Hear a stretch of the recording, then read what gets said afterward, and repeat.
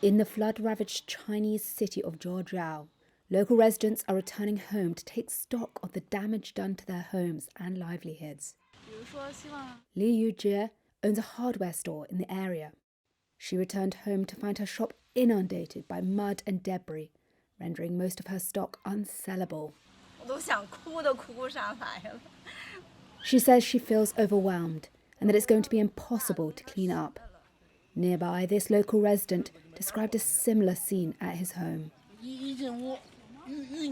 As soon as I entered the house, there was over a foot of mud. All the furniture was ruined, completely soaked by floodwater.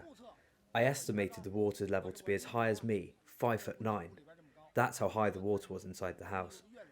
The yard is filled with a terrible stench, and along the way, houses have collapsed. Northeastern China, Beijing and Hebei province have seen heavy rainfall and floods since Typhoon Doksuri made landfall in southern China 2 weeks ago. 14 people were reported to have died over the weekend in the Chinese city of Shulan.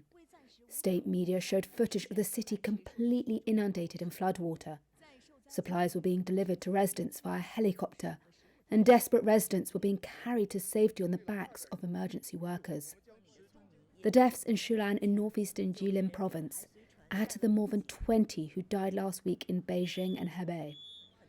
Authorities have yet to provide an overall death toll for the entire country, but the record-breaking rains have disrupted the lives of millions.